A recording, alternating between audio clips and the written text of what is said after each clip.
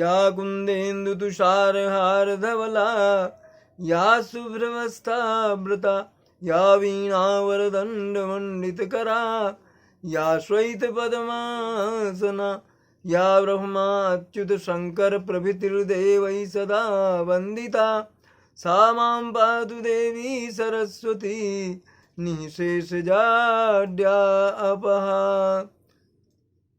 बड़ों को प्रणाम, छोटों को स्नेह और आशीष। मैं हूँ राजेश त्रिपाठी और आप देख रहे हैं मेरा चैनल धर्म दर्पण। आग्रह, इसके वीडियो लाइक करें, शेयर करें और चैनल को सब्सक्राइब करें ताकि धर्म की बात जन जन तक पहुँचे। आपको जैसे मैं पहले कई बार बताया हूँ, अभी भी बता रहा हूँ कि हमारे इस चैनल के दो भाग हैं, एक धर्म दर्पण और एक है राम कथा। राम कथा में हम भावार्थ के साथ राम कथा कहते हैं। धर्म दर्पण वाला जो सेक्शन है, विभाग है, उसमें हम महापुरुषों की जीवनियाँ, व्रत कथाएँ और तमाम तरह की परंपराएं जो हैं हमारी विविध प्रकार की, उन सब पर प्रकाश डालते हैं। आज ऐसे ही एक महापुरुष गोस्वामी बिंदु जी महाराज की कथा हम आपको सुनाने जा रहे हैं, जो बहुत ही प्रसिद्ध थे, बहुत ही प्रसिद्ध संत कवि थे और प्रवचन करता थे। ऐसे थे जिनको नेहरू जी तक ने प्रस्ताव दिया था कि आप चुनाव लड़ जाइए, और उन्होंने साफ कहा कि मैं राजनीतिक नहीं, आध्यात्मिक व्यक्ति हूँ, मेरा इससे कुछ लेना देना नहीं। जिनके प्रवचन सुनने के लिए 2 बार अनुरोध किया था गांधी जी ने कि आइए और मुझे अपने प्रवचन सुनाइए, और उन्होंने उनके अनुरोध को स्वीकार किया था। जिन्होंने अंग्रेजों का विरोध किया था अपनी रचनाओं से और रावण सरकार कहा था अंग्रेज को, इसके लिए उनको केस हो गया था उन पर और न्यायालय में ले जाया गया था। तो उन्होंने कहा था कि मैं, आप जो भी दंड दें वो भोगने को तैयार हूँ, मगर उसका अर्थ यही होगा कि आप मान रहे हैं कि आपकी सरकार रावण सरकार है। तो उन्होंने उनको मुक्त कर दिया, मगर उनकी उस रावण राज, शायद उस कृति का नाम था, उस पर बराबर के लिए उन्होंने प्रतिबंध लगा दिया था। मोहन मोहनी, मानस माधुरी, ऐसी ऐसी भजन और कीर्तन की उन्होंने रचनाएं की हैं कि जो आज भजन गायक गा गा करके और मगन हो रहे हैं प्रभु के नाम। कोई ऐसा प्रवचन करता नहीं है जिसका प्रवचन भागवत का हो, रामायण का हो, बिंदु जी के भजन या कीर्तन के बगैर समाप्त होता हो। उन बिंदु जी की कथा हम आज कहने जा रहे हैं। अयोध्या जैसी पावन नगरी में राधाष्टमी के दिन 1893 में जन्मे गोस्वामी बिंदु जी जो हैं, उनकी महाराज की शिक्षा, धार्मिक दीक्षा अयोध्या में हुई। रामायण, भागवत, भागवत गीता एवं अन्य शास्त्रों और पुराणों का उन्होंने सम्यक अध्ययन किया। वे महान वक्ता, प्रवचनकर्ता और संस्कृत, हिंदी, अंग्रेजी, उर्दू, ब्रज भाषा, अवधी, भोजपुरी आदि के ज्ञाता थे। बिंदु जी महान कवि, भजन लेखक, संगीतकार थे। श्री रामचरितमानस उन्हें बहुत प्रिय थी और कहते हैं कि जब वे मानस पर आधारित प्रवचन करते तो सब कुछ भूलकर लोग मंत्र मुग्ध होकर उनको सुनते थे। आध्यात्म रस में वे इस तरह डूबे थे कि उनकी प्रसिद्धि देखकर जवाहरलाल नेहरू ने उन्हें चुनाव लड़ने का प्रस्ताव दिया था, लेकिन उन्होंने यह कहकर ठुकरा दिया कि वे आध्यात्मिक व्यक्ति हैं। वृंदावन में बिंदु जी ने प्रेम धाम आश्रम की स्थापना की। उनका मानना था कि श्रद्धा एवं प्रेम सभी धर्मों से महान है और प्रेम ही ईश्वर है। उन्होंने मोहन मोहिनी, मानस माधुरी, रामराज्य, कीर्तन मंजरी, पाषाणी अहिल्या, मानस का मल्लाह, धर्मावतार, मुरली मनोहर, राम गीता, रास पंचाध्यायी, सुगम संघी, बोधवाणी, नवयुग विनोद आदि कृतियों की रचना की। देश भर में बिंदु जी के असंख्य शिष्य थे जिन्हें उनके प्रवचन बहुत भाते थे। जब वे वाराणसी में अपना व्याख्यान देते तो लोग मंत्रमुग्ध होकर सुनते थे। जब वे रामधुन गाते तो भक्ति भाव में डूब जाते। कहते हैं कि उस समय एक बार चित्रकूट में उनका व्याख्यान सुनने के लिए 20 लाख लोगों की भीड़ जुटी थी। 20 लाख लोगों की भीड़ उस समय 1900 के पूर्वार्ध में देशभक्तिपूर्ण नाटकों, कविताओं आदि की रचना कर भारत के स्वतंत्रता आंदोलन में भी बिंदु जी ने अपना योगदान किया। अपनी पुस्तक में उन्होंने ब्रिटिश सरकार को एक रावण की सरकार कहा था। इस पर ब्रिटिश सरकार ने उन्हें गिरफ्तार कर लिया, उन्हें न्यायालय में पेश किया गया, उन पर गंभीर आरोप लगाए गए। उन्होंने न्यायालय में कहा, मैंने वहां जो लिखा उसे यदि आप स्वीकार करते हैं कि वास्तव में यह एक रावण के जैसी सरकार है तो मैं कोई भी दंड पाने को तैयार हूं। यह सुनकर ब्रिटिश सरकार ने उन्हें मुक्त तो कर दिया, लेकिन उनकी उस पुस्तक पर प्रतिबंध लगा दिया गया। महात्मा गांधी भी उन्हें बहुत मानते थे। उन्होंने उन्हें 2 बार व्याख्यान देने के लिए भी आमंत्रित किया था ताकि वे स्वयं उनको सुन सकें। गांधी जी ने उन्हें एक पुस्तक लिखने के लिए कहा था। उनके कहने पर बिंदु जी ने राष्ट्रीय रामायण एवं राम राज्य की रचना की।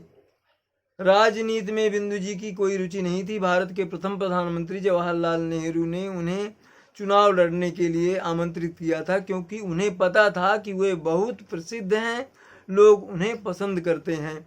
लेकिन उन्होंने प्रस्ताव स्वीकार नहीं किया और कहा, मैं एक राजनीतिक व्यक्ति नहीं हूँ, मैं आध्यात्मिक हूँ और केवल आध्यात्मिक ही रहना चाहता हूँ। आज कोई भी रामायण, भागवत एवं गीता पर व्याख्यान देता है या हिंदी भजन तथा कीर्तन गाता है, वे सभी उनके लिखे गीतों का ही गान करते हैं। बिंदु जी महाराज ने सर्वप्रथम एक आधुनिक सैद्धांतिक उपदेश शैली का प्रयोग किया। उनके द्वारा रचा गया भक्ति साहित्य, गीत भजन रहती दुनिया तक भक्तजनों द्वारा गाए जाते रहेंगे। बिंदु जी के पुत्र संत गोस्वामी श्री बालक राम शरण जी बिंदुपाद श्री बिंदु सेवा संस्थान वृंदावन के संस्थापक ने अपने गुरु का सच्चे अर्थ में अनुसरण किया और अपने पूर्वजों द्वारा छोड़े गए अधूरे कार्यों को आगे बढ़ाया। उन्होंने अपना संपूर्ण जीवन सर्वधार्मिक श्री राम कथा के संबंध में जन जागरण और जनसाधारण में जागरूकता व रुचि पैदा करने के लिए समर्पित करने का प्रण किया है। आज बालक राम जी आश्रम में रहते हैं तथा संस्कृत विद्यार्थियों को संस्कृत विषय का अध्यापन कराते हैं। वह मानव सेवा कार्यों से भी जुड़े हुए हैं। गोस्वामी बिंदु जी महाराज जी बिहारी जी, बांके बिहारी जी के अर्थात श्री कृष्ण के अनन्य भक्त थे। वो प्रतिदिन एक नई रचना श्री बिहारी जी महाराज को सुनाने के लिए रचते और संध्या समय जब बिहारी जी के दर्शन के लिए जाते तो उन्हें सुनाते थे। उनका मधुर स्वर दर्शनार्थियों को मुग्ध कर देता था जो बाकी बिहारी के दर्शन के लिए गए होते थे। एक बार बिंदु जी महाराज ज्वर से ग्रस्त हो गए। कई दिनों तक कपकपी देकर ज्वर आता रहा। शिष्य सेवा में लगे थे। वैद्य को बुलाया गया, जिनकी औषधि से बिंदु जी का ज्वर तो 3-4 दिनों में हल्का हो गया, किंतु बहुत कमजोर हो गए, दुर्बल हो गए। वो बिंदु जी के शिष्यों ने श्री बिहारी जी की श्रृंगार आरती से लौटकर चरणामृत और तुलसी दल अपने गुरुदेव बिंदु जी को दिया। बिंदु जी ने शिष्य से कहा कि वह आज संध्या को श्री बिहारी जी के दर्शन की इच्छा रखते हैं। शिष्य ने कहा, पर महाराज आप बहुत दुर्बल हैं, कैसे चल पाएंगे? बिंदु जी बोले, कुछ नहीं होगा, ठाकुर जी को देखे कई दिन हो गए। शिष्य ने भी हामी भर ली और अपने काम में जुट गया। बिंदु जी अचानक बेचैन हो गए, व्यग्र हो गए। अब तक कभी ऐसा नहीं हुआ जब बिंदु जी श्री बिहारी जी के दर्शन करने जाएं और उन्हें कोई नई स्वरचित काव्य रचना न अर्पित करें। आज उनके पास कोई रचना नहीं थी। उन्होंने कागज कलम लेकर लिखने का प्रयत्न किया, लेकिन शारीरिक दुर्बलता के कारण वे लिख नहीं पाए। सूर्यास्त अस्त होने को आया, तभी विष्णु जी ने अपने शिष्य को आवाज दी, उसे पुरानी चादर देने को कहा। शिष्य समझ न सका कि गुरुजी पुरानी चादर क्यों मांग रहे हैं, लेकिन उसने निकाल कर दे दी। चादर बहुत पुरानी थी और उसमें कई पैबंद थिगलियां लगी हुई थी। बिंदु जी ने चादर को सहेज कर अपने पास रख लिया। सूर्यास्त हो जाने पर बिंदु जी श्री बिहारी जी महाराज के दर्शन करने निकले तो उन्होंने वही चादर ओढ़ ली थी। दुकानों पर प्रकाश की जो व्यवस्था थी वो केवल बाजार तक ही थी, उसके बाद अंधकार। शिष्य भी चुपचाप गुरु जी के पीछे चल दिए। श्री बिहारी जी महाराज के मंदिर में पहुंचकर बिंदु जी शिष्य का सहारा लेकर सीढ़ियां चढ़े और श्री बिहारी जी महाराज के दाहिनी ओर वाले चबूतरे के सहारे द्वार से लगकर दर्शन करने लगे। जब तक वहां खड़े रहे उनकी दोनों आंखों से बिना रुके आंसुओं की धार बहती रही। आज उनके पास कोई रचना तो थी नहीं जिसे बिहारी जी को सुनाते, वे चुपचाप दर्शन कर रहे थे। काफी समय बीतने के बाद उन्होंने वहां से चलने की इच्छा से चबूतरे पर सिर टिकाकर दंडवत प्रणाम किया। बिहारी जी को जी भर कर देखा और जैसे ही वहां से चलने को लगे तभी नूपुरों की ध्वनि से उनके पैर रुक गए। उन्होंने जो कुछ देखा वह अद्भुत था। मंदिर के अपने सिंहासन से उतरकर बिहारी जी महाराज बिंदु जी के सामने आ खड़े हुए। क्यों आज ना सुनाओगे अपनी कविता? मैंने आज अपनी कविता नहीं सुनाओगे? बिहारी जी बोल रहे हैं बिंदु जी से। अक्षर अक्षर खनकती सी मधुर आवाज बिंदु जी को सुनाई दी। उन्होंने देखा बिहारी जी ने उनकी चादर का छोर अपने हाथ से पकड़ रखा है। सुनाओ ना। एक बार फिर आग्रह के साथ बिहारी जी ने कहा। यह स्वप्न था या साक्षात, इसका निर्णय कौन करता? बिंदु जी जैसे आत्म सुध ही खो बैठे थे। शरीर की कमजोरी न जाने कहाँ विलुप्त हो गई। वे पुनः सहारा लेकर खड़े हो गए। आंखों से आंसुओं की धार गदगद, हृदय पुलकित, देह आनंद विभोर हो गई। सहसा बिंदु जी के मधुर स्वर ने सबका ध्यान अपनी ओर खींचा। सभी लोग कभी उनकी तरफ देखने लगे, उनकी चादर की ओर, किंतु श्री बिंदु ने श्री बिहारी जी की ओर अपलक देख रहे थे। बिंदु जी देर तक गाते रहे। क्या भजन गाया था उन्होंने? कृपा की न होती जो आदत तुम्हारी, कृपा की न होती जो आदत तुम्हारी, तो खाली ही रहती अदालत तुम्हारी। ये मधुर स्वर वहां गूंज उठा। सारे दर्शनार्थी उनके भाव विह्वल हो गए। उनके इसमें बिंदु जी को वृंदावन से अगाध प्रेम था। वह वृंदावन में अपना शरीर त्याग करना चाहते थे। जब बिंदु जी बहुत बीमार हुए तो उन्हें दिल्ली के एक अस्पताल में चिकित्सा के लिए भर्ती कराया गया। जब उनकी स्थिति गंभीर होने लगी तो उन्होंने अपने बेटे बालकराम जी से अपनी अंतिम इच्छा जताई। उन्होंने कहा कि वे वृंदावन में ही अंतिम सांस लेना चाहते हैं। उनकी अंतिम इच्छा का आदर करते हुए बालकराम उन्हें वृंदावन ले आए।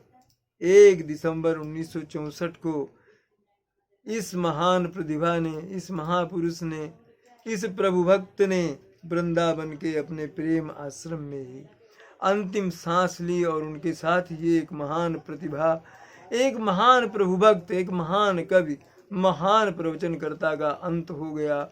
हम उनकी प्रज्ञा, हम उनकी स्मृति को नमन करते हैं। बिंदु जी की जय।